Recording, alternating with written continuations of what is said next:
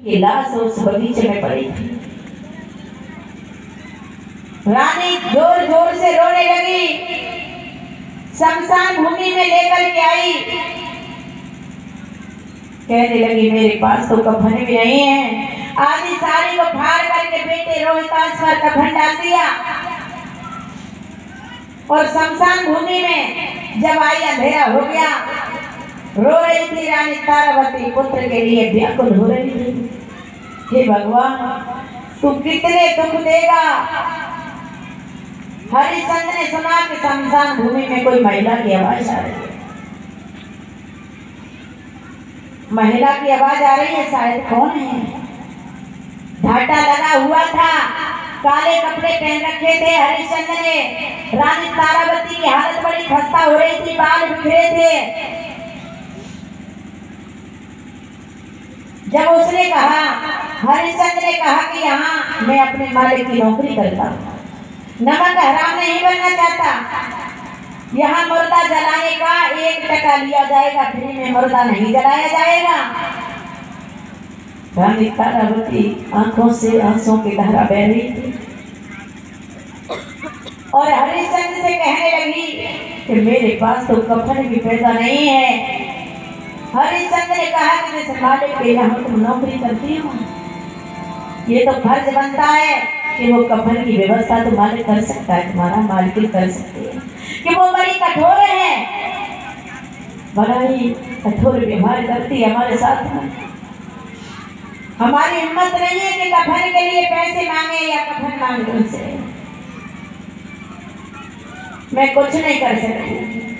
हे भगवान, क्या करना चाहिए। हरिश्चंद्र के सामने इतनी मजबूरी आ गई। हरिश्चंद्र ने कहा कि नमक हराम नहीं बनूंगा। रानी तारावती जब हरिश्चंद्र की तरफ विनती करने लगी, हाथ जोड़ करके कहने लगी कि आप कैसे भी मुझे पुत्र का दान संस्कार हो जाए। राजा ने रानी तारावती के चेहरे को गौर से देखा।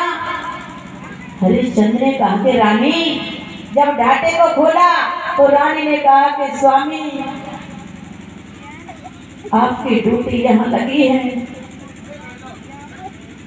आज हम मिले हैं तो कैसे मोड़ पर मिले हैं, पुत्र के लिए कफन भी पैदा नहीं है। हरिश्चंद्र ने कहा कि हे भगवान, तेरे संसार की हालत क्या हो रही है। आखिर भगवान तू देख तो सही, देख तेरे संसार की हालत क्या हो गई। भगवान, आज कितना बदल गया इंसान।